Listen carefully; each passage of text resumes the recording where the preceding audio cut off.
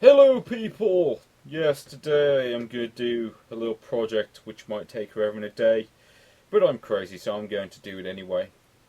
Yeah, that rhymed. Yes, it is the 23 plus 222 in 1. And what is this? Well, apparently it's two multicarts combined together, but not really, because it's just one multicart with 245 games, or so they claim. It's a madhouse. Anyway, let's start. What the hell am I trying to say? Who cares? Let's start. 245 in one real game, as opposed to 245 in one fake game. Yes. Let's turn the sound down on this recording. Well, on this recording program. Okay. Contra 2, or Super Contra, or Super C, or Pro Protector 2, depending on where you live. Yes. I think you all know what this game is, and you can select the level, although I'm not going to bother. I'm just going to play through the first one or two levels of each game, just so this takes a bit less long. As you might notice, you have to play with... you can't play the game in its intended state. You actually have to play with, like, machine gun by default or something like that. Which could be a good or a bad thing, depending on your opinion. I personally think it's a bad thing, because I want to start, well, I just want to play it, just like the original game, really. But of course, this version does not let you, which is a shame, sort of. But again, that depends on your opinion. And yeah, shoot these buggers. I'm just going to go up to the play-in. I might try to defeat it if I can be bothered. And I'm get the feeling I'm going to get shot really badly, yeah? Nope. Yeah. Now I should point out, I'm playing this off Famiclone, as you've probably noticed.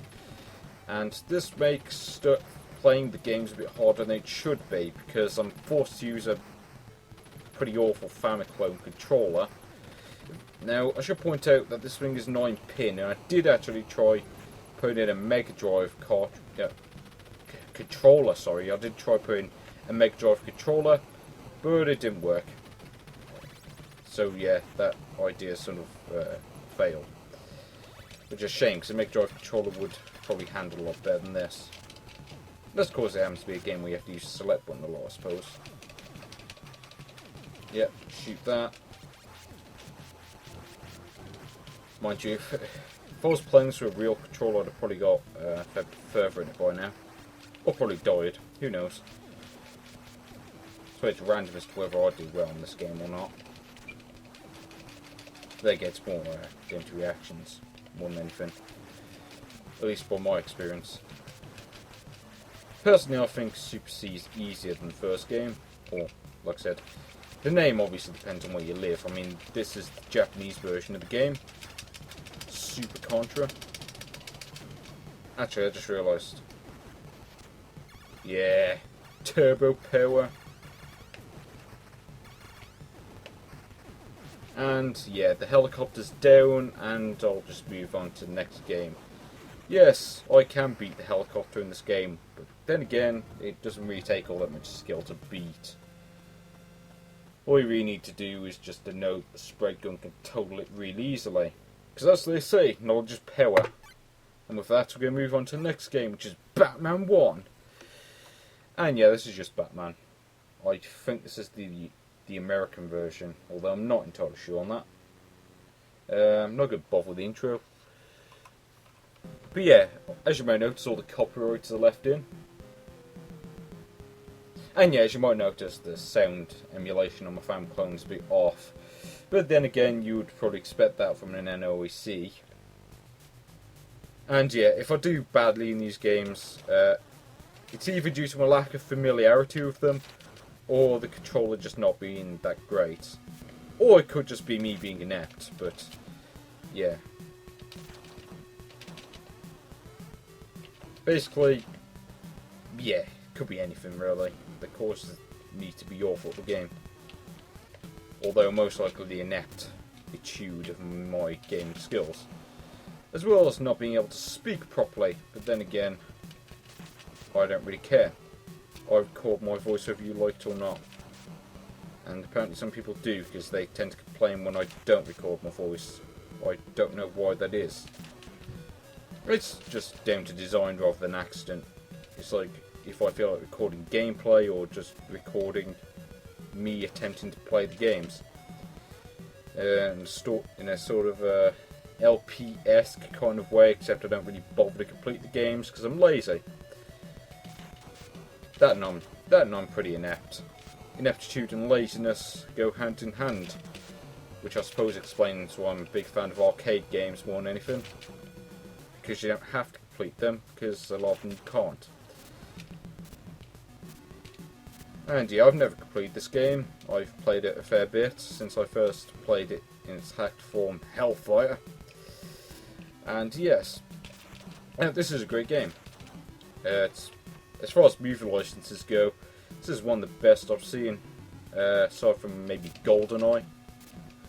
In fact, that reminds me, I actually bought GoldenEye yesterday for the Nintendo 64. I found it in a shop and thought, hey, what the hell? And I bought it. And yes, suffice to say, well, it's a million times better than Modern Warfare 3 or whatever it's called. And this bastard's appearing earlier than he's supposed to. He's not even supposed to appear here, he's supposed to appear in like the next bit. Why do these things take like 50 million batarangs to kill? It doesn't even make any sense. Yeah, you die, man. It's called retrieval, man, cause Batman, batarang, batarang. It's called retrieval, man, cause Batman, self-publicity. Yeah, whatever. Let's just wrap up this level and move on to the next game. Thankfully, the first boss is really easy. Unfortunately, after the first level, this game gets incredibly difficult, although being a Sunsoft game, that's not really surprising. I've played enough Sunsoft games to know what to expect from them. Yeah! Go down! Okay, don't go that way.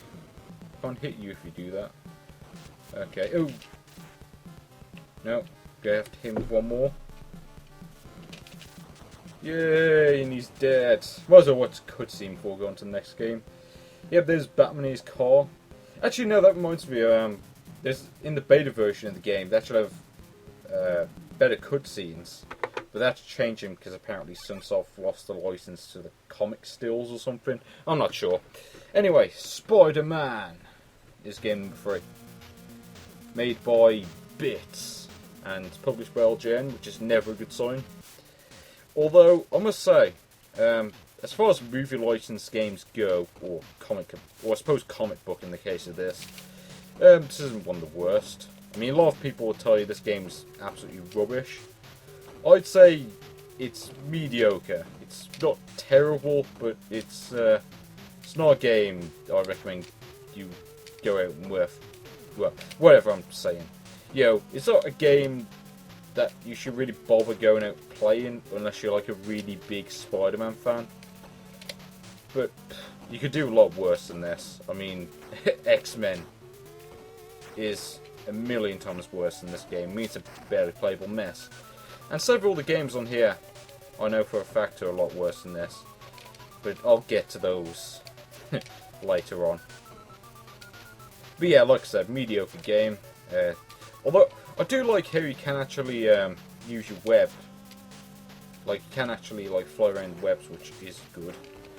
At least they tried to get it as close to the Spider-Man character as they could. Yeah, it does glitch out here and there, as you may have noticed. But hey, at least they tried. I mean, it's a lot better than some of the other games LJN published. Yeah, that's right, published. They didn't make them. LJN, well, actually, come to think of it, did LJN ever make any games? Because to my knowledge, I think they just published games. They never actually made any of them. Because they're games made by West One, Atlas, I think. Yeah, that company that like publishes RPGs or something. I can't remember. Yeah, this is like the sort of warehouse part of the level. First level is actually pretty easy. I must say that.